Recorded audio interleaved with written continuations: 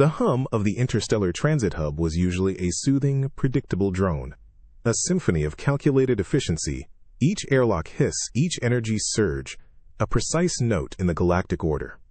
Tilar, a registration officer of the Xylosian Imperium, had always found comfort in it. For cycles, her species had meticulously crafted the galaxy-wide starship licensing system, a monumental undertaking designed to bring sanity to the chaos of interstellar travel. And then, they invited humans. The designated human arrival dock, Base 7, usually received meticulously maintained vessels from other species, their pilots presenting perfect documentation. Not today. Today, the bay's massive outer seal groaned, not with a precise mechanical hiss, but with a shuddering, almost pained wheeze. Tilar's compound eyes narrowed. This wasn't the standard acoustic signature for an authorized docking sequence. Then came the smell. It hit her proboscis like a physical blow. Not the clean, recycled ozone of a properly filtered starship. Not the faint metallic tang of a new hull. This was organic. Acrid. A noxious blend of burnt hydrocarbons, stale nutrients, something vaguely animalistic, and what Tilar's translator unit registered as sweat and old coffee. It permeated the sterile Xylosian air, faster than the emergency scrubbers could cycle. The airlock finally clunked open, revealing a sight that made Tilar's chitinous shell prickle. It was a human. Of course it was. Clad in an ill-fitting, stained flight suit, a shock of dark, untamed hair escaping a battered helmet, he stepped out of what could only generously be described as a spaceship. It was a monstrosity of mismatched plating, exposed conduits, and exhaust ports that clearly hadn't seen a cleaning cycle in decades. One engine casing looked suspiciously like a repurposed atmospheric mining drill. "All right, alien lady," the human's voice boomed, startlingly loud in the quiet bay. He pulled off his helmet, running a hand through his hair. "Name's Jax. Here for my space license. Heard you guys were finally letting the real pilots show you how it's done." Tilar processed this. Real pilots. The arrogance. The audacity. She scanned the vessel behind him with her optical sensors. The ship's internal diagnostics screamed a litany of red flags. Unsecured cargo, jury-rigged power couplings, and a cockpit void of what any sane species would consider a safety harness. She extended a data pad. "Sir, your vessel is non-compliant. And where is your restraint system?" Jack squinted at the pad. "Restraint system? Oh, you mean the seatbelts." "Nah, those are optional. Get in the way, you know? Plus, I like to move around a bit. Keeps the blood flowing." He gave a wide, disarming grin, utterly oblivious to Tilar's building horror. "Now, about these tests. Are they going to be fun? Or what?" Tilar stared at the human, then at his ship, then back at the human. An alien could spend centuries perfecting a system, building safeguards, designing the ultimate stress tests. But how do you account for a species that considers basic safety optional? A species that looks at a starship and sees not a precision instrument, but a canvas for whatever spare parts they could scavenge. A species that smells like burnt coffee and stubborn defiance. She had a feeling this licensing system, so carefully crafted, was about to be put through a trial it was never designed to survive. And it wouldn't be the ships failing. It would be the system. The galaxy, Tilar realized with a chill, was about to learn just how terrifyingly resilient humanity could be. The hum of the transit hub, once soothing to Tilar, had been replaced by a cacophony. She moved through the concourse, her sensor array overwhelmed. Instead of the quiet, orderly cues of other species, a vibrant, sprawling mess had taken root near the human processing zones. This wasn't merely a line, it was a phenomenon. The roar was immediate.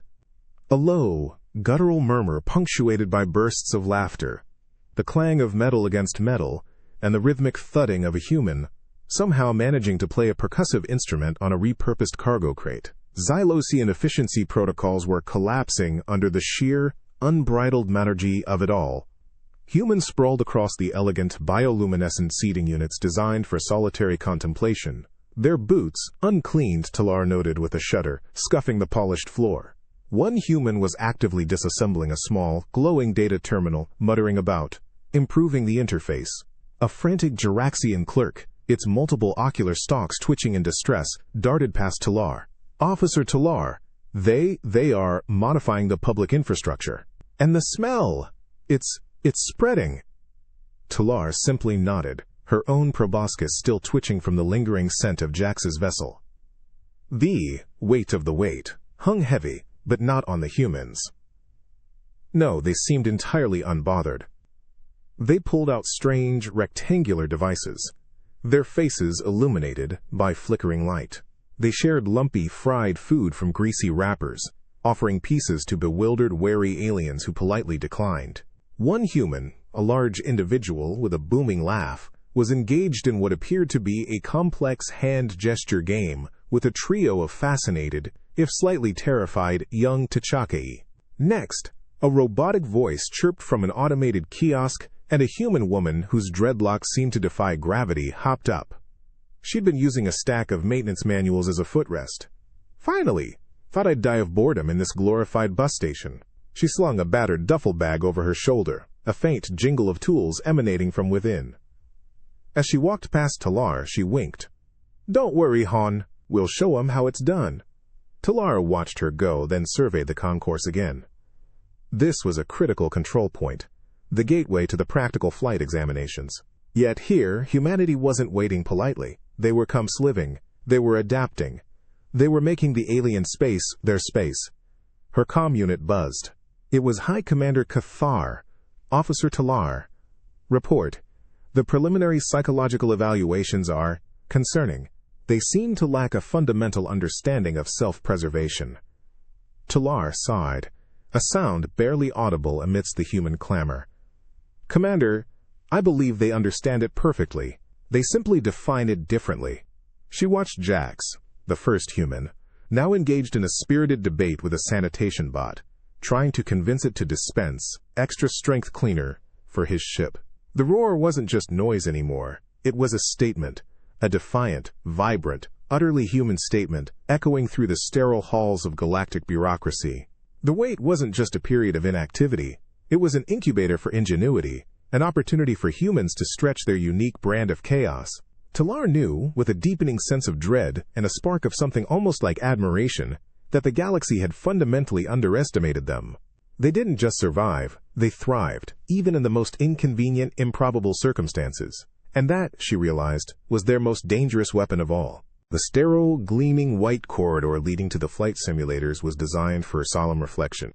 It was a pilgrimage, a pathway where aspiring pilots contemplated the galaxy's vastness and the precise, unforgiving laws of physics. Each section subtly shifted gravitational pull and atmospheric pressure, a gentle conditioning meant to prepare the pilot's physiology. To Talar, monitoring from a hidden observation gallery, it represented the very gravity of interstellar travel. To the humans queuing within it, it was just a queue. The first pilot, a spindly Xylotian, moved with practiced grace, adapting to the shifting G-forces. His antennae quivered slightly, focusing. He adjusted his stance, mentally reviewing flight protocols. Then came a human. Her name was Anya. She wasn't walking. She was practically bouncing, using the fluctuating gravity to propel herself forward in an undulating, almost dance-like gait. A battered multi-tool kit clanked on her hip. She wore a flight suit that had seen better centuries, smeared with what looked suspiciously like grease and synth-nut paste. "Whoa! Free gravity assist!" Anya grinned, pushing off a wall where the pull momentarily lessened. These guys really know how to make a line go faster. Talar's optical sensors flickered. Faster! It was supposed to be a slow, deliberate ascent to a state of heightened awareness. Anya was treating it like a funhouse ride. As she reached a section designed to induce mild disorientation with rapid pressure changes, Anya simply adjusted the comm unit on her wrist. "Hey, Jax, you still stuck back there? They got zero-G pockets up here. You could totally rig that thruster mod for extra vertical thrust if you bounce off the ceiling right." A faint, crackling voice replied, "Tell me more, Anya." I'm still trying to explain to this bug-eyed drone why a proper anti-gravity beer cooler is asterisk essential for long hauls. The absurdity was palpable. The Xyloshan pilot ahead of Anya shuddered, trying to ignore the loud human. He was meticulously checking his flight data, his compound eyes darting over projected readouts. Anya, meanwhile, was humming a strange, tuneless melody, occasionally stopping to tap a component on her multi-tool, which inexplicably sparked. "What is that human doing?" a junior officer, Xylo 3, whispered to Talar, his ocular stalks fixed on Anya's sparking tool. "I believe," Talar sighed, her internal processor whirring, "she is attempting to improve something while in line." Suddenly, Anya stopped.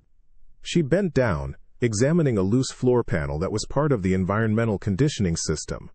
"Aha!" she exclaimed, pulling out a screwdriver from her kit. With a few swift, practiced motions, she tightened a bolt, then adjusted a tiny, glowing dial she revealed beneath. The corridor's carefully calibrated atmospheric fluctuations immediately smoothed out, stabilizing.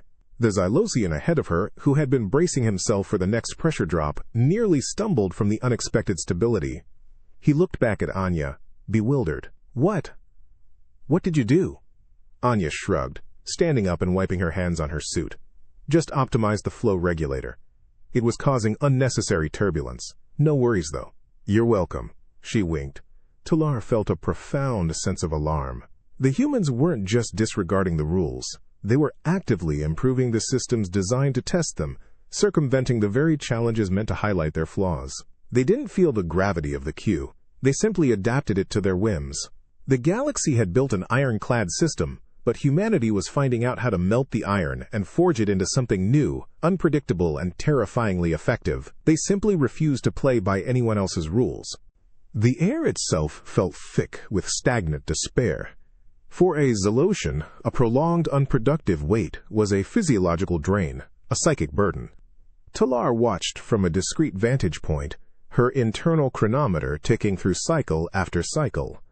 Other species in the immense holding chamber sagged, their bioluminescent patterns dimming, their sensory organs retracting. They were experiencing their own unique brand of purgatory, each moment a dull, agonizing erosion of efficiency and purpose. Then there were the humans. They were everywhere. They hadn't just endured the wait. They had conquered it. Where a Kunter's 6 limbs twitched with unspent energy, indicating extreme stress, a human named Marcus was teaching a small, green-skinned alien how to juggle 3 brightly colored, rapidly inflating stress balls. The Kitar's twitching grew more frantic, yet the alien child was laughing, a sound rarely heard in this controlled environment. A corner of the hall, meant for silent contemplation, had been commandeered. A human woman, Lena, had somehow rigged a portable energy projector to display complex, rapidly shifting schematics on a blank wall. She was surrounded by a small group of curious, if bewildered, aliens, explaining, with emphatic gestures, the finer points of quantum flux capacitor recalibration for sublight boost. She hadn't been idle. She'd been improving her own ship's already questionable systems while waiting. The official announcements, repetitive and monotonous, were now interspersed with human-generated sounds. A sudden burst of rock music from a pair of worn-out headphones. The rhythmic clack of a human typing furiously on a wrist-mounted console, undoubtedly complaining to a galactic consumer protection agency. The smell of something undeniably human, fried dough and artificial sweeteners, emanated from a group who had apparently started a low-stakes card game using nutrient rations as chips. Talar saw a Groktar, a species known for their meticulous order, attempting to meditate, their usually pristine, multifaceted eyes wide with visible agitation.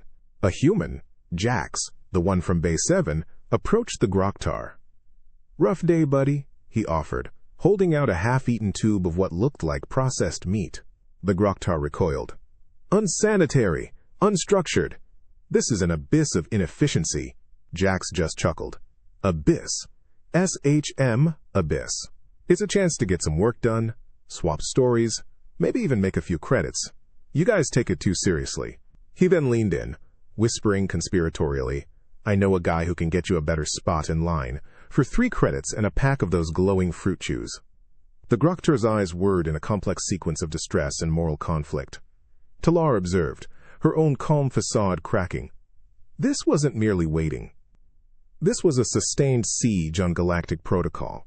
Humans didn't just endure purgatory. They turned it into a bizarre, vibrant marketplace of ideas, questionable modifications, and irreverent camaraderie. Their resilience wasn't a passive quality. It was an active force, reshaping their environment with sheer, unyielding will. For the other species, this wait was a trial of patience. For humans, it was simply Tuesday. And Talar realized with a cold dread that their true test wasn't surviving the system, but rather the system surviving them. The data slate felt colder than it should have, not just temperature, but an icy, bureaucratic chill that seeped into the fingertips, promising hours of mind-numbing interrogation. Form 7 GAMMA9. The name alone was a whispered curse among the few non-human pilots who had dared to attempt it. Designed by the meticulous Xylosian High Council, it was a gauntlet of questions, a labyrinth of subsections intended to meticulously map a pilot's psychological profile, ethical framework, and commitment to galactic order. It was meant to be the ultimate filter. Jax, the human from Bay 7, stared at the shimmering, holographic text projected from the slate. His brow furrowed, a universal human sign of deep concentration, or perhaps extreme annoyance. He tapped a finger against his chin, a sound that seemed jarringly loud in the hushed, sterile processing booth. Officer Galar, overseeing from a transparent partition, adjusted his optical sensors, anticipating the humans' inevitable confusion, the slow unraveling of their fragile patience. He had witnessed countless species falter at Form 7 GAMMA9. The sheer volume of data requested, the recursive logic puzzles, the philosophical quandaries about the moral implications of faster-than-light travel. It was all designed to gently, but firmly, redirect unqualified candidates. All right, personal philosophy on temporal displacement in sub-hyperspace flux maneuvers, Jax mumbled, reading a prompt aloud. He leaned back in the ergonomic chair, which groaned slightly under his weight. Seriously? What does that even mean? Giller's internal processors registered a slight uptick in the human's frustration metrics. Good. This was the beginning. But then Jax didn't collapse. He didn't even call for assistance. Instead, he pulled a small, battered datapad from his flight suit pocket. His thumb danced across its surface, a faint glow illuminating his face. Hold on. I think I saw something similar on the old Galactic Net forums. There was this cheat sheet for bureaucratic nonsense. Ah, here we go. When in doubt, always refer to Section 47B of the Interstellar Trade Accords and cite Universal Declaration of Sentient Rights, Article 12, Subsection 3, Paragraph G. Brilliant. He typed furiously, his fingers a blur, a slight smirk playing on his lips. Galar watched, bewildered as a cascade of meticulously formatted alien legal jargon, references and citations flowed onto the Form 7 GAMMA9. It was utterly meaningless in context, a complete non sequitur to the philosophical prompt, yet syntactically perfect. And 4. Ethical implications of resource extraction on uninhabited Class M planets. Let's see. The needs of the many outweigh the needs of the few, unless the few have better lawyers.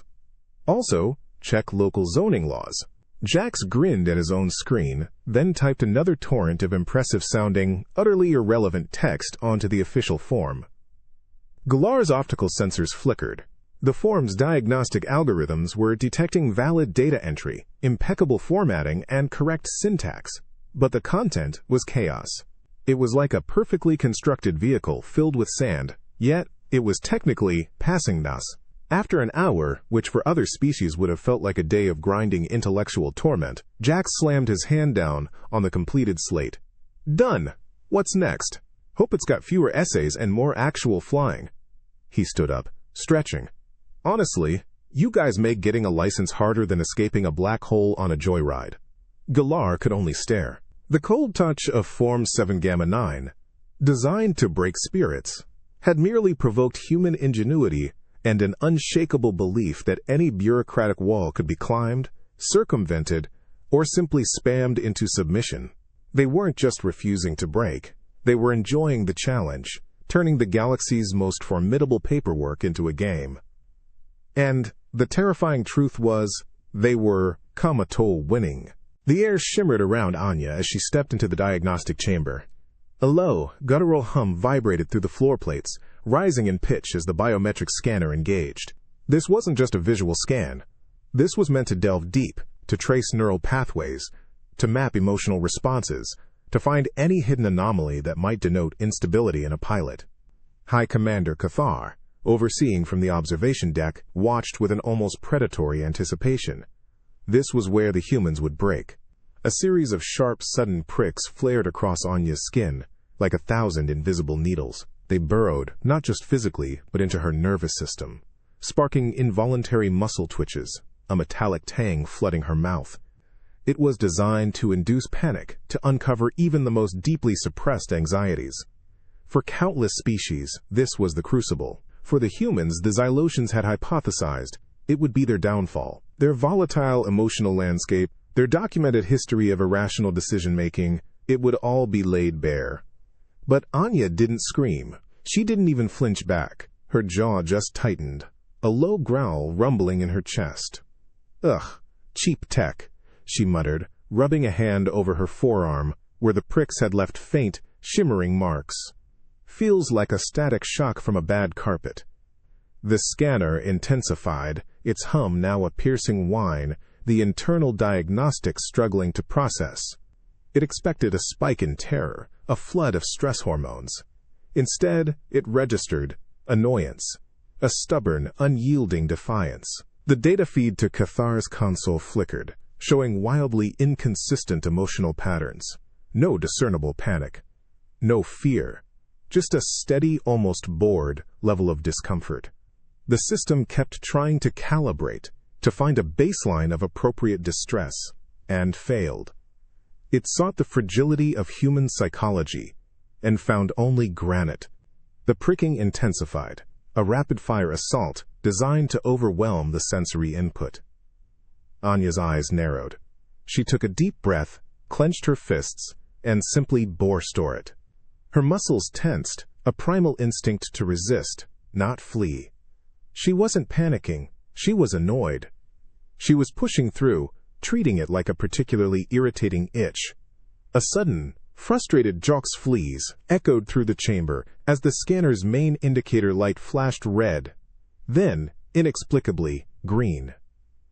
Nanzman's subject profile, inconclusive. Minimum threshold for passage met. Cathar's multifaceted eyes widened. Inconclusive? The system was designed to be absolute. Anya merely shrugged, a small smile playing on her lips. "Took you long enough," she mumbled, stepping out. "Next time, try a better calibration, yeah?" Cathar stared at the blank screen, where Anya's detailed psychological profile should have been. The humans didn't just endure the sting. They absorbed it, processed it, and spat it back out, utterly confounding the very systems meant to categorize and control them. How do you license a species whose internal landscape was a storm of unreadable defiance, a chaos of unshakable will? How do you test the unpredictable? He had no answer. He only knew that the galaxy's carefully constructed order was slowly, but surely, being dismantled by sheer, unadulterated human stubbornness. They didn't conform. They just kept going. The clack with thud was relentless. It echoed through the processing chamber, a rhythmic, soul-crushing beat that grated on the auditory sensors of every species present. Clerk 8008B, a blocky automaton with a single, unblinking optical sensor, stood behind a reinforced counter, its primary function to receive and timestamp inbound permits. It operated with flawless mechanical precision, its arm extending, retracting, and stamping in a perfectly timed sequence that had, for cycles, served as a subtle, yet effective, psychological filter.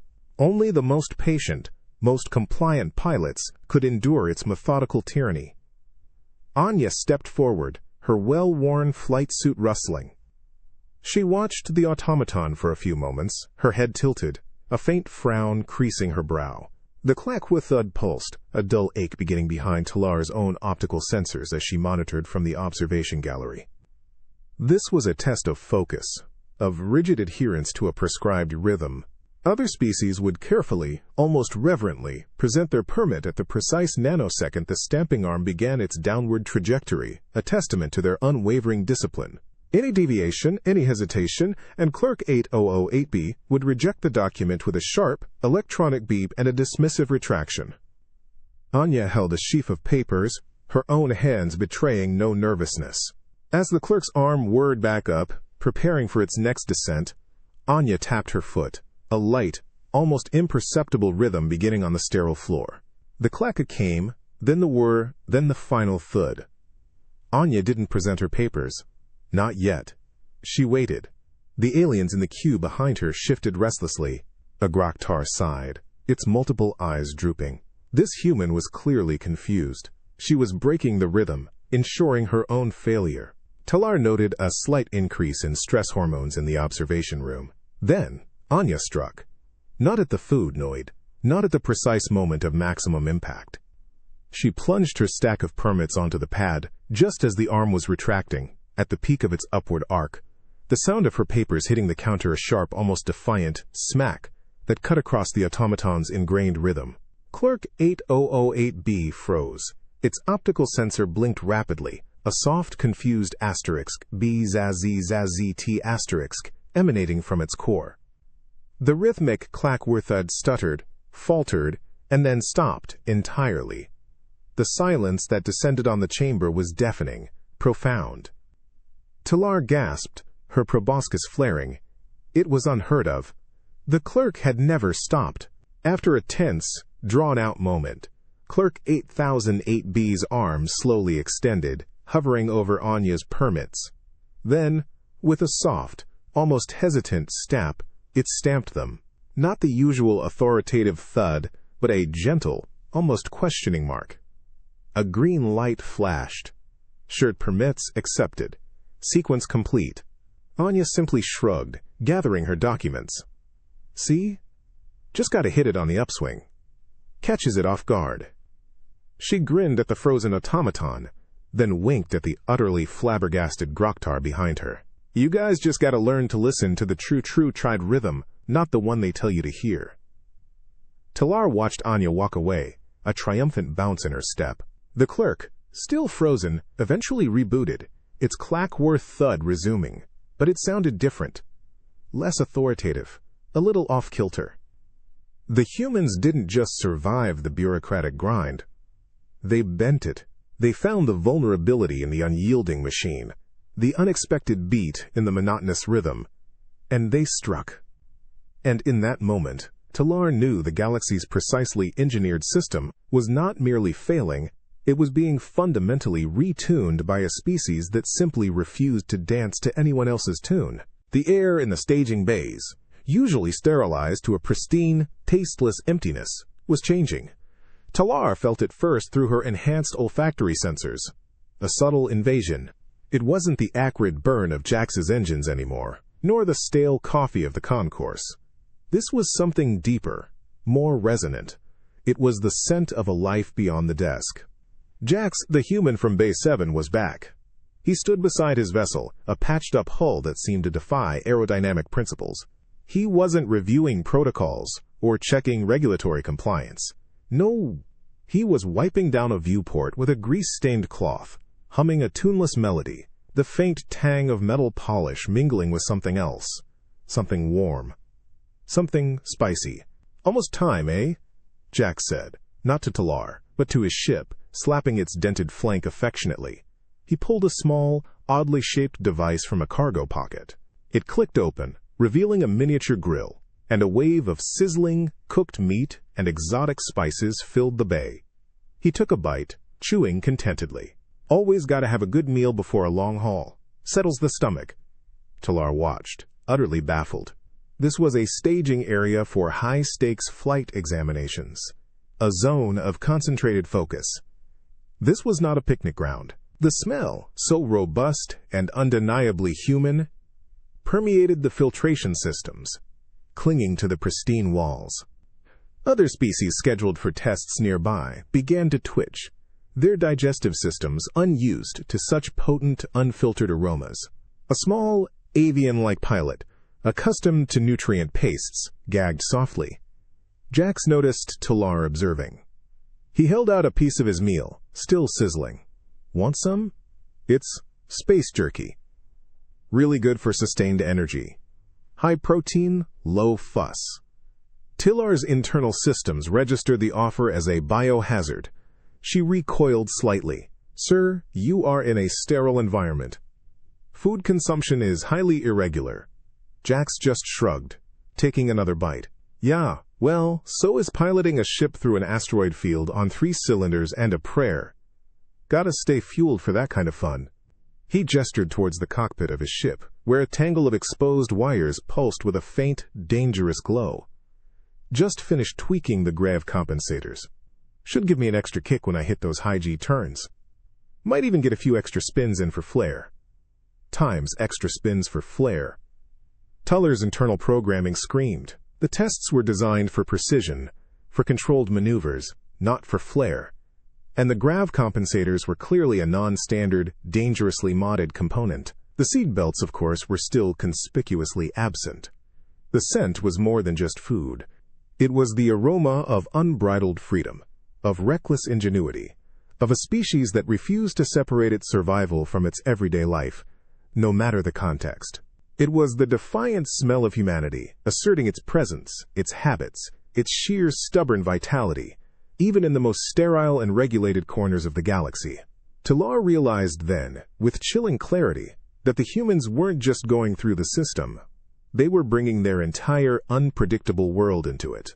And the system, designed for order, was utterly unprepared for such vibrant, chaotic life. The world outside vanished. The simulator hatch sealed with a low hiss, plunging Anya into a sensory deprivation chamber that immediately kicked into high gear. Pressure built, pressing against her chest, then abruptly released, sending a jolt through her spine.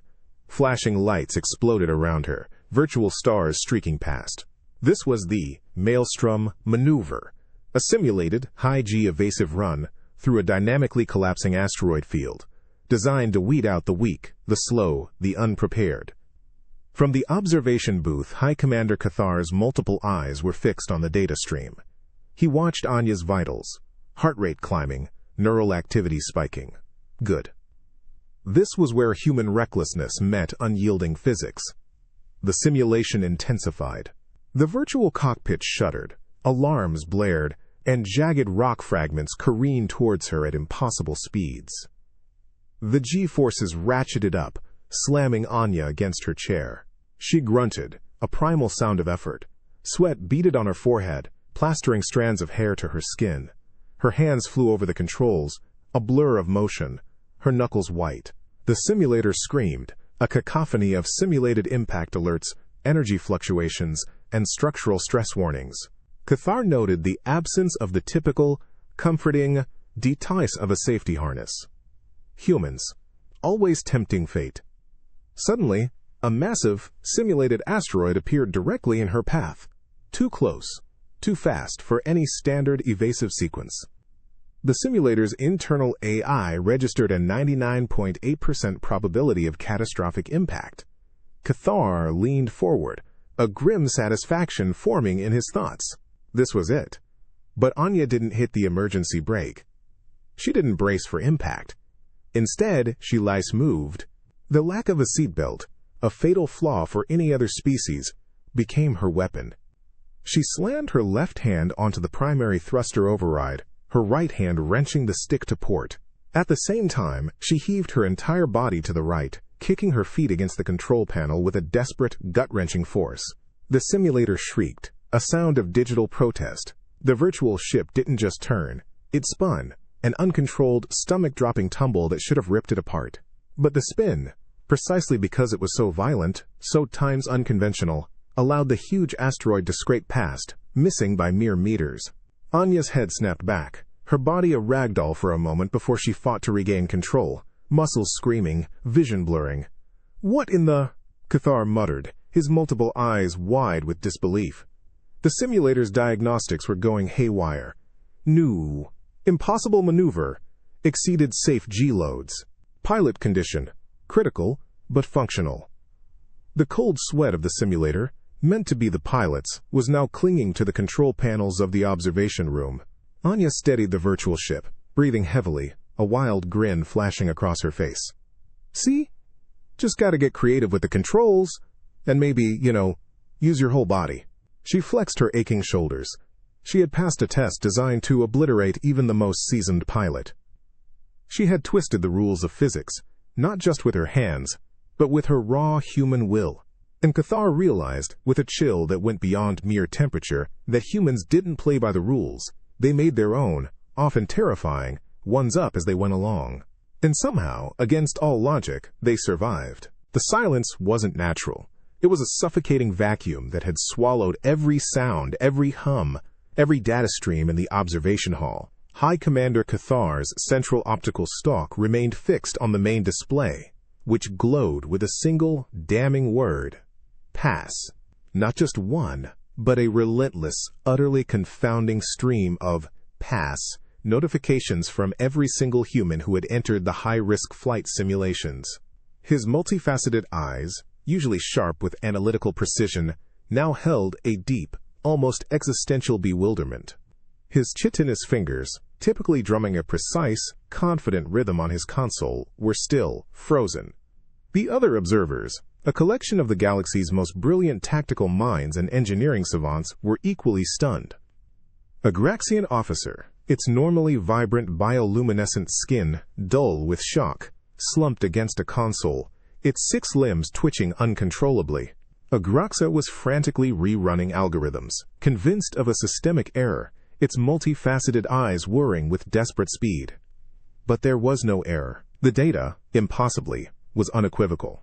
Humans in their patched-up, illegally modded vessels, often without a single functioning seatbelt, had not just completed the simulations, they had done so with a baffling, terrifying efficacy that defied every known law of probability and design. Cathar's internal processors replayed the footage, a relentless loop of impossibility.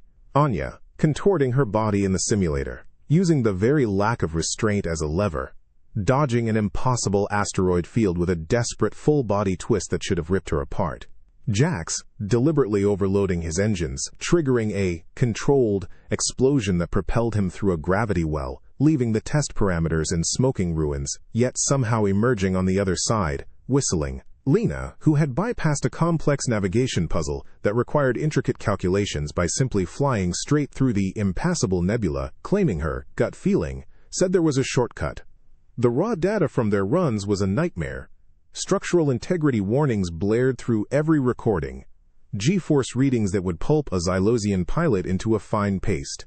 Engine outputs that should have fissioned the reactors into a star-forming nova. The simulated ships were technically declared, destroyed, hundreds of times over, only for the human pilot to continue, somehow, through sheer force of will, duct tape, and a terrifying willingness to ignore every red warning light that screamed impending doom. They weren't just surviving. They were thriving in conditions explicitly designed for utter annihilation. Talar, standing beside Cathar, her proboscis retracted in what could only be described as a visible sigh, finally broke the profound silence. Her voice was soft, devoid of its usual bureaucratic precision. Commander, they didn't just pass. They broke the tests. They twisted the parameters. They redefined survival. She looked at the main screen, then at Cathar, her compound eyes dim with a dawning, terrible understanding. Our system, it isn't designed for a species that considers catastrophic failure, merely a suggestion. Cathar slowly turned, his multiple eyes sweeping across his silent, bewildered staff. He saw the despair, the dawning horror in their expressions. The galaxy-wide starship licensing system, a monument to order, precision, and the predictable application of physics, was utterly incompatible with humanity. It wasn't about the questionable ships, or the illegally modded engines, or the unshakable belief that seatbelts were optional. It was about them, their unshakable, irrational, terrifying belief that rules were merely guidelines, and that every impossible situation was just a puzzle waiting for a human solution. A solution that usually involved ignoring most of the puzzle and brute-forcing the rest. The flash was instantaneous, a supernova contained in a small, sterile room. It struck Jax's optic nerves like a physical blow, leaving searing afterimages burned into his vision. This was the identity chamber, a Xylosian marvel designed to pierce through any deception, to map the very core of a being's psyche. It pulsed with an unyielding, blinding light, rapidly shifting through the full spectrum of known wavelengths, each frequency calibrated to stimulate different neural pathways. To expose the truth, Jax stumbled, clutching his head. A low, persistent hum vibrated through his bones, rising in pitch as the chamber's emitters intensified their assault. This wasn't just light. It was an invasive force, seeking to strip away his mental defenses, to lay bare his deepest thoughts and intentions. His ears rang, a cacophony of simulated frequencies that pressed in on his skull. His mind felt stretched, pulled in a dozen directions at once, a whirlwind of fragmented memories and half-formed thoughts. From the observation booth, Officer Talar adjusted her optical sensors, watching Jax's neurological readouts flicker across her console. Other species, subjected to this test, usually broke down, revealing deep-seated fears, hidden agendas, or suppressed anxieties. Their mental landscapes, though complex, were ultimately predictable, their core identities traceable. But Jax's readings were static. A chaotic storm of data that refused to coalesce into any coherent pattern. The chamber was trying to find a central node, a singular truth, and finding only an ever-shifting, bewildering expanse. The light pulsed, blinding white, then searing red, then an aggressive, almost painful violet. Each color was a probe, a silent question aimed at the deepest parts of his mind. Jax gritted his teeth, his eyes squeezed shut, but the light seemed to penetrate his eyelids, painting vivid, swirling patterns behind them. His heart hammered in his chest, a primal drum against the overwhelming sensory input. All right, I get it!"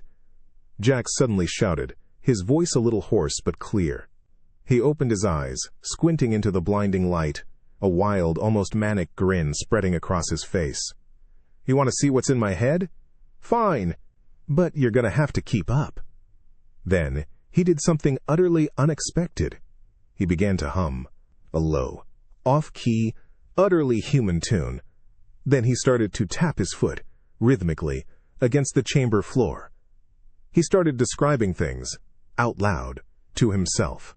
"Okay, so first, there's that leaky fuel line on the Times Stardust Rambler. Gotta patch that with some Duraplast, and maybe a bit of chewing gum. Then, figure out how to get that grav compensator fully integrated without blowing the main power coupling. Oh, and where did I put that spare part for the nav computer? Was it behind the couch? Or in that old coffee mug?" His stream of consciousness was a deluge of mundane worries, desperate improvisation, and bizarre, unrelated thoughts. He was actively feeding the chamber more chaos, more unpredictability, overwhelming its delicate instruments. The neurological readings on Talar's console went completely haywire, spiking and crashing, a storm of utterly meaningless data. The identity chamber, designed to find clarity, was instead drowning in a torrent of human everyday messiness, a universe of fleeting thoughts and half-baked plans. A high-pitched screech asterisk, erupted from the chamber's main projector, its light flickering erratically, then dimming to a dull, confused glow. The hum died. A single, exasperated message flashed on Talar's console, identity profile indeterminate. Unable to establish core psychosocial framework. Jax blinked, rubbed his eyes, and looked around the suddenly quiet chamber. "Huh. Guess it couldn't handle the truth," he chuckled, then winked at the observation pane. "Too much awesome for one little machine, huh?" Talar stared at the console, a cold dread settling in. The final chamber pulsed with a soft, uniform light, inviting pilots to step forward for their official identification imprint. This was the last barrier, the ultimate symbol of compliance, the biometric image, instantly processed and forged into the warm, durable plastic of a galaxy-wide starship license. Officer Gilar, his optical sensors weary, observed from his station. After the chaos of the identity chamber, he just wanted a clean, predictable image. Anya, the human pilot whose sheer physicality had broken the simulator, stepped into the light. She looked around the pristine white booth, then at the single unblinking lens of the imaging unit. A faint, almost mischievous glint sparkled in her eyes. "All right. Smile for the camera," she mumbled to herself, then paused. Galar braced himself. Other species presented a dignified, neutral expression, a clear representation for official records. Humans, however, the imaging unit word. Its primary directive: capture a neutral front-facing image. The first flash flared. Anya's response was immediate and utterly human. She stuck out her tongue. Galar gasped, his 6 limbs twitching in alarm. Subject: cease. A neutral expression is required, he projected, his voice electronically modulated with a hint of desperation. Anya ignored him. The unit reset. Flash! This time she winked, a wide, conspiratorial grin stretching across her face.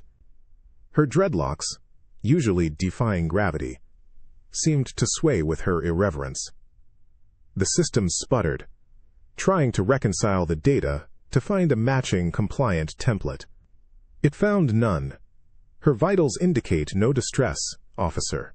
A robotic voice reported from Galar's console. Optimal compliance parameters not met, but no negative psychological indicators. It's a license, not a jest, Galar retorted, his frustration building.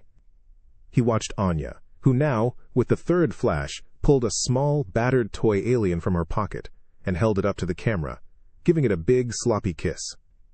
The imaging unit, overwhelmed, emitted a faint, confused boop. What is that? Galar demanded, his multiple eyes spinning. Anya shrugged, lowering the toy. My lucky co-pilot. He helps me remember what I'm fighting for out there. She patted its head. Don't worry, he's sterile.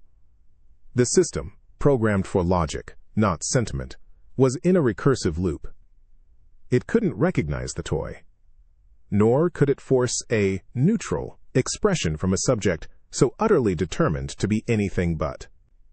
It finally defaulted to a random capture, a blurry image of Anya mid-wink, the toy alien half visible over her shoulder. It was a sonor-false reflection, certainly. A chaotic, vibrant lie on a piece of plastic.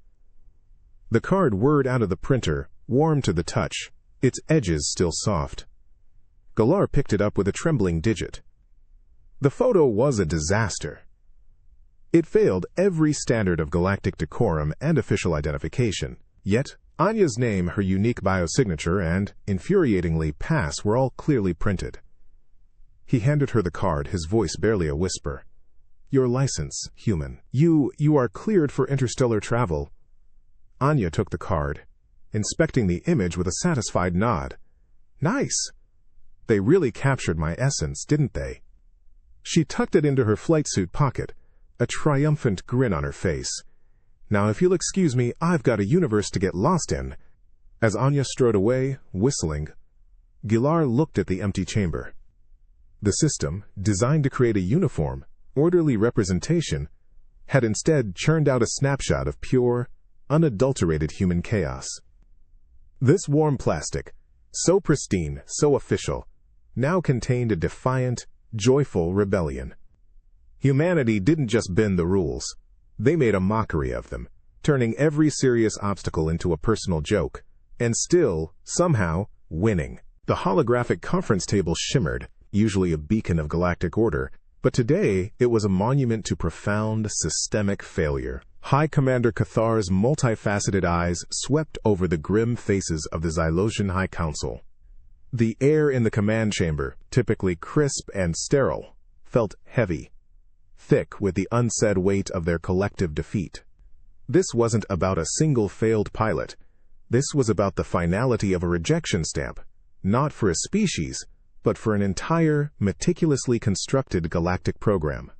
Officer Talar stood beside Cathar, her internal processors churning through the damning data. The finality wasn't a concept Xylosians embraced lightly. Their society was built on predictable outcomes, on the elegant dance of cause and effect. But humans had danced to a rhythm only they could hear, a chaotic, improvisational jig that had utterly shattered every expectation. The verdict is unequivocal, Cathar projected, his voice electronically modulated, betraying a hint of an alien tremor.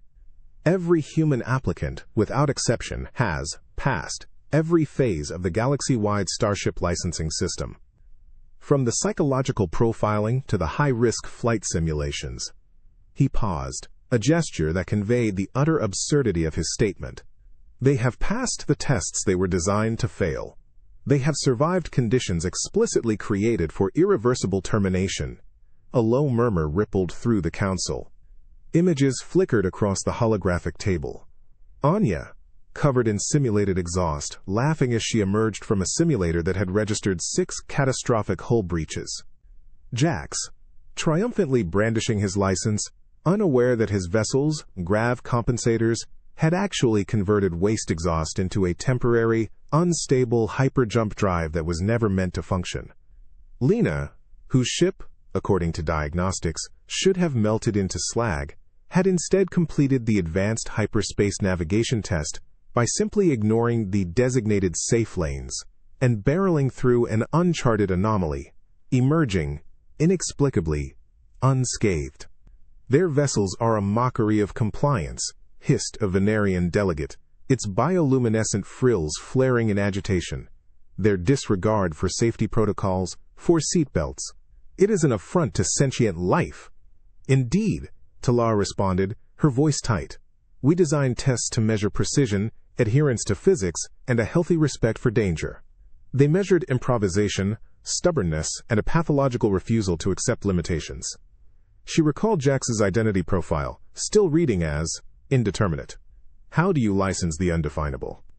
Cathar raised a hand, silencing the debate. The data clearly indicates that the parameters of our system are fundamentally incompatible with human operating procedures. To continue this program, knowing that every single human will pass through sheer, unadulterated, illogical force of will, is to endorse galactic chaos. He met Talar's gaze, a profound weariness in his multiple eyes. We cannot license a species whose survival instinct dictates ignoring every warning and bending every rule. It is not them that is unfit for the license. It is the tool license that is unfit for them. The silence returned, heavier this time. It wasn't the silence of contemplation, but of surrender. The universe had built an intricate, beautiful clockwork of rules, and humanity, with its modded engines and its optional seatbelts, had simply looked at it and decided to tell its own time. The rejection stamp, Talar realized with a sudden, chilling clarity, was for the entire program. It was a final, devastating admission that some forces in the galaxy simply could not be contained, categorized, or controlled. Humanity had not just passed the tests. They had passed through the system, leaving it in ruins behind them, proof that some spirits are too wild for any cage, no matter how perfectly designed. The muffled thrum of the sound-dampening field usually instilled a respectful quiet around the appeals window. It was meant for somber, dignified pleas for review for species presenting meticulously prepared legal arguments. But today, even through the thick, shimmering barrier, a faint, persistent tapping could be heard. It wasn't the rhythmic tapping of a data stylus on a console.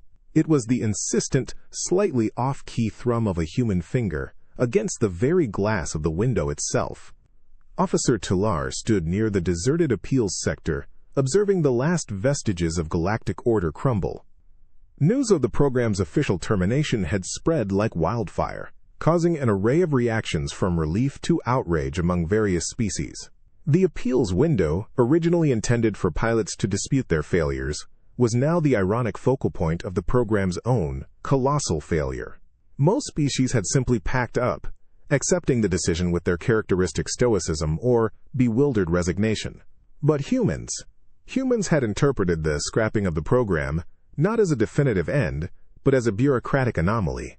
A glitch. And what do you do with a glitch? You file an appeal. Jax, the human who had so effortlessly spammed Form 7 Gamma 9 into submission, was there. He wasn't alone. A small crowd of other humans had gathered, their muted voices still carrying snippets of conversation through the field. Think they'll give us retroactive licenses? One asked. Nah, we gotta demand compensation for time wasted, another grumbled.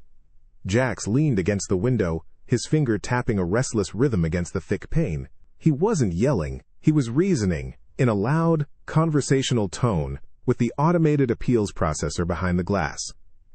Look, I get it. Things didn't go as planned. But you can't just cancel a whole system because we're too good at it. That's not fair. I've already cleared every test, every single one. My ship is primed. I need that license.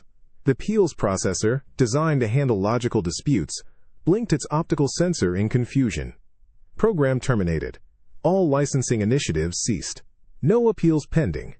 Jack scoffed. No appeals pending? I'm appealing right now. This whole cancellation thing is ridiculous.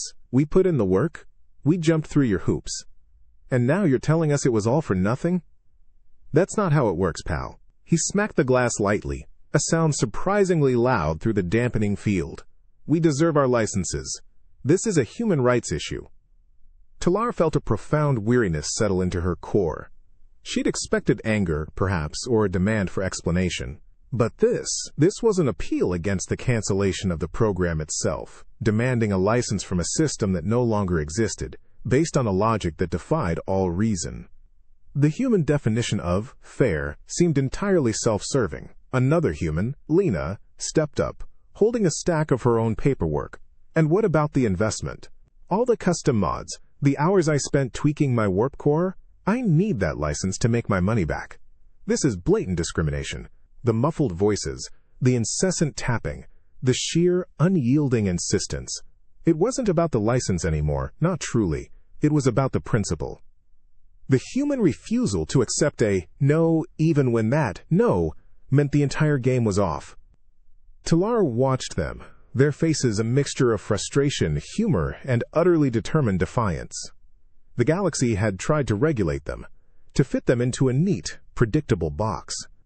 It had created a system, only to have humanity break it by simply being too stubbornly, too wildly, too human. And now, even in its demise, they were still hammering at the doors, demanding their due.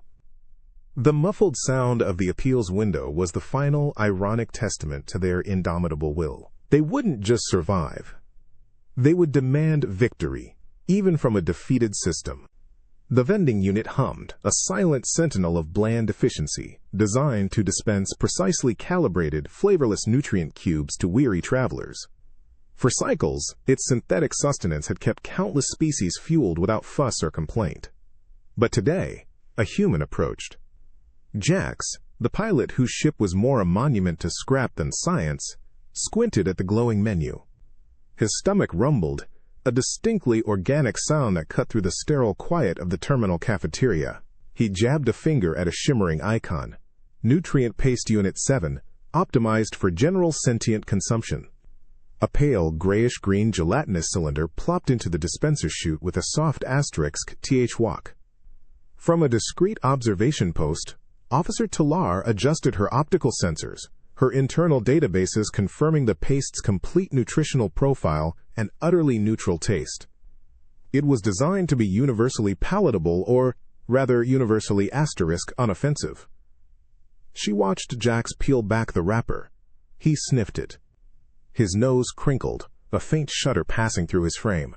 "Smells like old gym socks left in the rain," he muttered. But then, with a determined grimace, he took a bite. The reaction was immediate. Jax's face contorted. His eyes widened, his lips pursed, and a faint, almost involuntary gag escaped his throat. He swallowed hard, a visible effort, his Adam's apple bobbing. Talar's sensors registered a spike in his physiological distress markers. He was clearly disgusted. Any other species would politely discard the unit and seek alternative, more palatable options from their personal stashes. But Jax didn't discard it. He stared at the gray-green cylinder, then at the vending unit, a spark of stubborn defiance igniting in his eyes. "You think you can beat me, eh, Space Slime?" he mumbled, then took another, slightly larger bite. He chewed slowly, his jaw working with a grim resolve, the taste evidently a full frontal assault on his senses. A thin sheen of sweat appeared on his brow. He reached into his flight suit pocket, pulling out a small, beat-up red-stained bottle.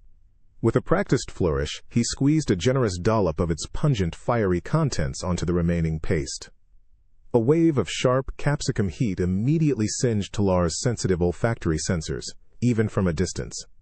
Jax mixed the glowing red substance into the paste with his finger, then, with a confident nod, took another bite. This time, his eyes watered, his nose ran, and he let out a short, choked cough. But then, a triumphant, almost manic grin spread across his face. "All right, that's better," he exclaimed, taking another vigorous mouthful. A little kick is all it needed. Talar could only stare. The human hadn't rejected the vile sustenance. He hadn't given up. He had simply altered it, forcing the universally bland to conform to his uniquely aggressive palate. He had taken something utterly unpalatable and, through sheer will and a questionable condiment, made it theirs. They didn't just survive the galaxy's challenges, they seasoned them, transforming the unbearable into something uniquely, terrifyingly human. They truly would eat anything, as long as it had enough spice. The hum of the semi-private lavatory was a pristine, low thrum, engineered for optimal molecular dispersion of sterilizing agents and efficient waste recycling. It was designed for unobtrusive calm, a testament to Xylosian hygienic philosophy. Any deviation from the ambient sound indicated a system malfunction. Yet today, the hum was subtly, inexplicably, by Jennerloff. Anya, the human pilot with the gravity-defying dreadlocks, had stepped inside, the hatch sealing with a soft whoosh. From an adjacent, shielded service conduit, Officer Talar's optical sensors monitored the area. She wasn't spying, merely ensuring environmental integrity. The lavatory was a sanctuary of efficiency, designed to cater to a multitude of alien physiologies with adaptive interfaces. It should have been flawless. Anya surveyed the sleek, minimalist interior. Her brow furrowed. The automated cleansing sprays, designed for precise, minimal contact, whirred to life with a quiet hiss. Anya flinched. "Whoa, that's chilly," she muttered, adjusting her stance. The air recycling system, meant to maintain a perfectly neutral atmosphere, kicked in with its gentle, persistent drees. Anya sniffed, a human gesture Talar recognized as an assessment of scent. Then, Anya did the unthinkable. She pulled out her multi-tool. The sharp, metallic click-clack of its extending attachments cut through the lavatory's serene hum like a blunt instrument. Talar's internal diagnostics registered an immediate, system-wide error. Named unauthorized tampering, detected in private hygiene unit. Anya, completely oblivious to the digital alarms blaring in Talar's console, knelt beside the main air vent. She poked and prodded, muttering to herself. Too weak, too sterile. A proper lavatory needs a bit more. Suwei. She then used a tiny, glowing laser cutter from her multi-tool to carefully, painstakingly reroute a secondary ventilation conduit.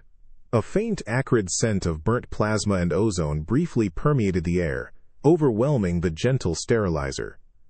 Next, she turned her attention to the cleansing unit. She bypassed its internal governor, adjusting the spray nozzle with a delicate twist of her wrist, then a firm tug. The system whirred again, but this time, the spray that erupted was not gentle and diffused. It was a powerful, almost violent jet of water, accompanied by a rather alarming swoosh. Anya nodded, a satisfied grin spreading across her face. Now, that's a clean. Talar could only stare. The automated lavatory, a pinnacle of Xylosian bioengineering, was being unilaterally re-engineered by a human for personal preference. The hum of the lavatory, once a symphony of order, was now punctuated by the erratic clink of tools, the tuitions of an overpowered spray, and a faint, almost defiant aroma of human bodily function, mixed with burnt metal and aggressive cleaning fluids. Anya finally finished, wiped her hands on her flight suit, and exited, leaving behind a subtly altered environment. The lavatory's hum struggled to regain its composure, sounding slightly off-key, like a singer who had been thrown off their rhythm. Talar's console flashed. Hygiene unit modified to human specifications. Efficiency rating, unpredictable. Biohazard potential, elevated. Humans, Talar realized, didn't just adapt to the galaxy's environments. They adapted the environments to asterisk them.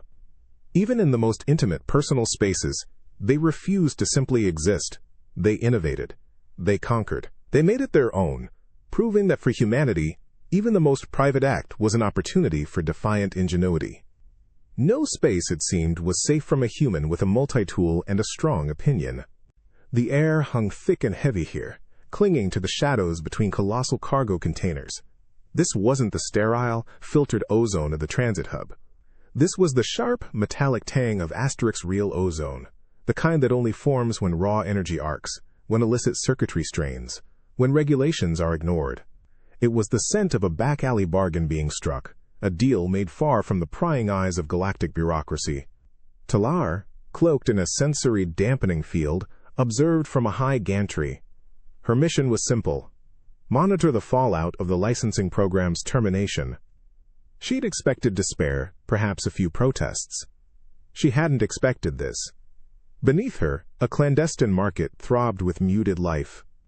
Figures moved in the gloom, their forms obscured by the shifting shadows cast by flickering arc welders and the weak glow of portable datapads. The clatter of tools on metal, hushed whispers, and the low thrum of barely contained engines filled the space. And everywhere, that ozone scent, a tangible testament to human ingenuity, applied to questionable ends.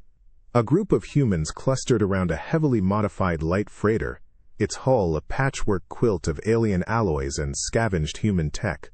Jax, the pilot from Base 7, was there, haggling fiercely with a multi-limbed G-Zarn merchant over a gleaming, oversized engine component. "Look, I'm telling you, this sublight accelerator is practically brand new," the Xarn hissed, its primary manipulator gesturing wildly. "Only crashed once. Minor atmospheric re-entry burn," Jax snorted, tapping a section of exposed wiring on the component with a practiced finger. "Minor? Buddy, this thing's got more scorch marks than my last ex's temper. I'll give you 50 credits and this genuine Earth-made wrench." He held up a heavy, worn tool, its metal glinting. The G-Zarn's optical stalk swiveled, considering the crude tool. It was utterly useless to them, yet the human's confidence, his sheer will to make the deal, was almost hypnotic. Another human, Anya, whose defiance had broken the simulator, was at a makeshift stall, surrounded by a pile of salvaged parts. She was explaining, with rapid hand gestures, how to bypass the standard safety interlocks on a Xylosian jump drive. "See? If you just crosswire the primary failsafe with the auxiliary power regulator, you get a 15% boost. Sure, it might melt the core, but you'll get there fast." The alien merchant she was advising looked utterly terrified, but also intrigued. Talar watched, a cold dread washing over her. The galaxy had tried to contain humanity, to shepherd them into regulated space. They had scrapped the licensing system, thinking it would stop the flood. But humans didn't stop. They simply found new, darker channels. The back alleys of interstellar commerce weren't just a place for illicit trade. They were a testament to humanity's unyielding drive. They didn't need permission. They only needed a spare part and a desperate impulse. And the ozone scent, thick in the air, was proof that where there was a will and a few loose wires, humanity would always find a way to fly. Or, at the very least, a way to make a buck. The anomaly began subtly. A faint crackle on the galactic data streams, an almost imperceptible flutter in the usually rock-solid traffic manifests.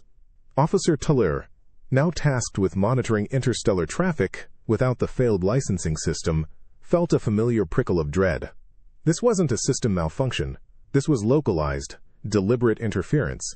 It was the crackle of a data glitch device. Her enhanced sensors pinpointed the source, a shadowed sector of the unregulated outer rim ports, precisely the kind of place where humanity had gravitated after the official program shut down. Talar navigated her surveillance drone through the labyrinthine alleys, the air thick with the metallic tang of unrefined fuel and the faint, unmistakable scent of human-made fried goods. Below, amidst a jumble of battered cargo pods and jury-rigged refueling stations, a small, vibrant hub of activity pulsed.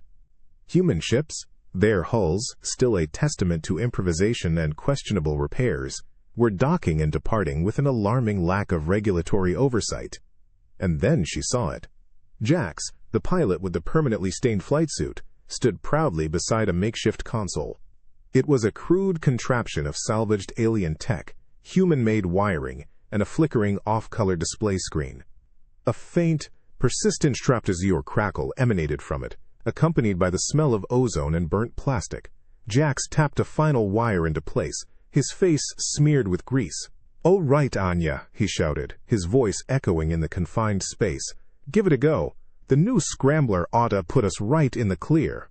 Anya, who had broken the simulator with pure stubbornness, was already in the cockpit of her own patched-up vessel. Its engines coughed, sputtered, then roared to life with an almost indignant rumble.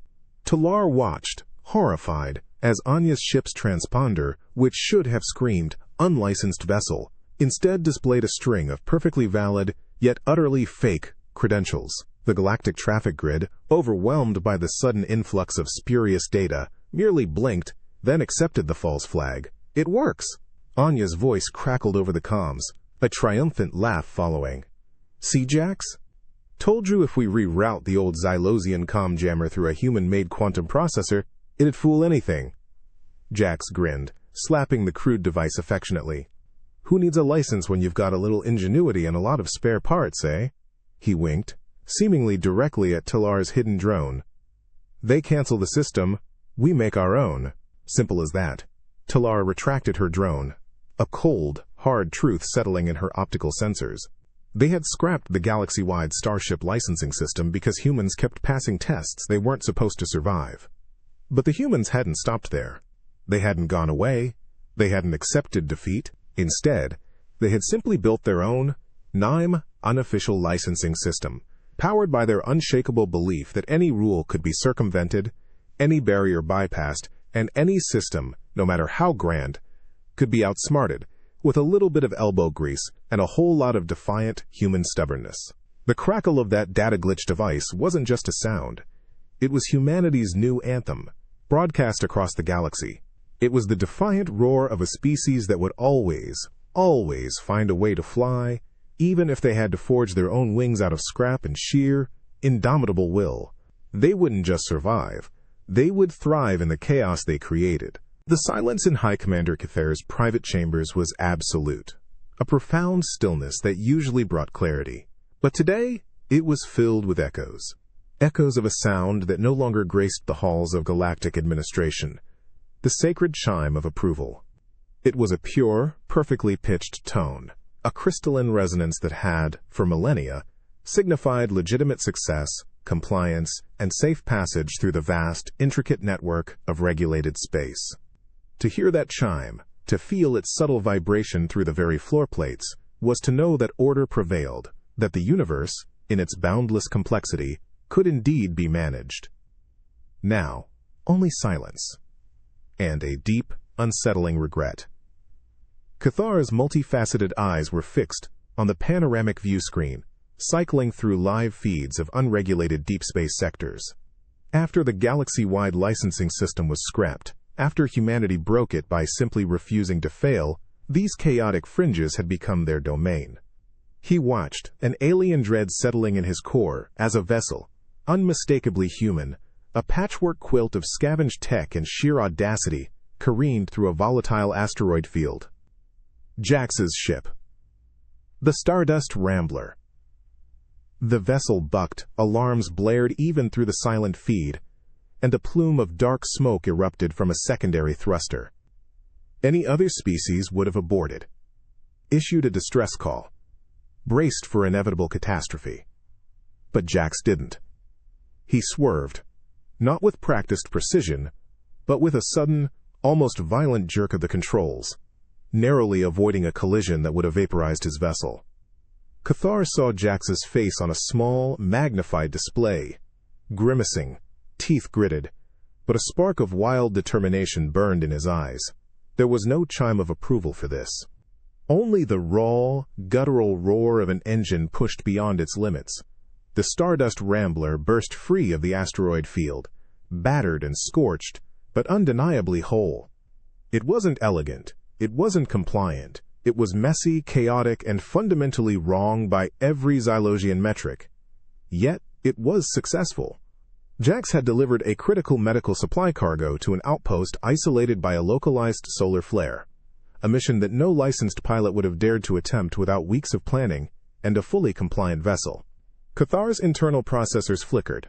He remembered the precise calculations, the redundant safety systems, the rigorous training required for a pilot to earn the right to make the sacred chime ring. It represented an understanding of limits, a respect for the unforgiving laws of physics. But humans Humans seem to treat physics as merely a suggestion, a challenge to be overcome with sheer willpower and a terrifying knack for improvisation. He replayed the moment Jax emerged from the asteroid field. There was no chime. There was just the ragged, triumphant breath of a human pilot, the visible tremor in his hands, and a faint, almost imperceptible smirk. The approval was in the survival itself, in the utterly unscientific, unrepeatable success. Cathar realized, with a chill that permeated his very being, that the sacred chime, once the emblem of galactic order, had become utterly meaningless in the face of humanity. They didn't need external validation. They didn't need a chime. Their success was its own raw, defiant sound, a chaotic symphony of ingenuity and stubborn refusal to die politely. And the universe, it seemed, was now forced to listen to their music. The air in the once bustling licensing hub, usually a precise blend of filtered gases and the low thrum of automated processes, now felt different. Lighter, perhaps. Cleaner, even without the xylosian scrubbers operating at peak capacity. It was the absence of a pervasive, bureaucratic weight, replaced by a strange, almost liberating emptiness. For High Commander Cathar, observing from his now silent command center, this was the quiet after the storm. This was the first breath of freedom for a galaxy that had, for too long, tried to contain the uncontainable. The order had gone out. The galaxy-wide Starship licensing system was officially scrapped. A galactic program, millennia in the making, undone by a single species. A species that refused to fail. Talar stood beside Cathar, her optical sensors fixed on the main view screen. It showed the vast, open expanse of interstellar space, no longer crisscrossed by precise, regulated flight paths, but by chaotic, brilliant streaks of light. Human ships, everywhere. She saw Jax's Stardust Rambler, its patched-up hull gleaming, now without any pretense of compliance. It zipped past a stately Xylosian transport, executing an unsanctioned barrel roll for what could only be described as pure, unadulterated joy. There was no license check. No regulatory beacon flashed red. Jax was simply flying, and the galaxy, for all its meticulous order, could do nothing but watch. Another human vessel, Anya's ship, the one that had bypassed impossible obstacles, veered sharply, its modded engines flaring with a dangerous, beautiful intensity. Her comm unit, once used to argue with bureaucratic drones, now crackled with unfiltered laughter. "Woo! Take that, gravity!" she yelled, her voice carrying an infectious exhilaration. There was no seatbelt in sight, of course, no restraint, physical or systemic. Cathar felt a strange mix of profound relief and deep-seated terror. The system was gone. They hadn't managed to integrate humans. They had simply acknowledged the futility of trying. The universe in its vastness now contained a new, unpredictable variable, unleashed, and that, he realized, was both its greatest danger and its most intoxicating promise. "They are free," Talar murmured, her voice tinged with a complex emotion Cathar couldn't quite decipher. Was it fear? Or perhaps awe? The humans, in their ramshackle ships, their engines roaring with illegal modifications, their belief in safety optional, were indeed free. Free to fly their own way, to make their own rules, to face the impossible not with trepidation, but with a challenge in their eyes and a wrench in their hands. They had passed tests they weren't supposed to survive, not because the tests were easy, but because the very concept of not surviving seemed to be an alien idea to them. Cathar looked at the open expanse of space. The absence of the sacred chime of approval was no longer a sign of failure, but a declaration. Humanity had given the galaxy a choice. Either try to cage them and break, or step aside and witness the sheer, terrifying spectacle of a species that refused to be anything less than utterly, gloriously, defiantly themselves. And as a battered human vessel, engines glowing cherry red, zoomed past the observation deck with a triumphant, ear-splitting Jom knew that the galaxy would never be quite the same. Some truths, he realized, cannot be regulated. Some spirits simply demand to fly.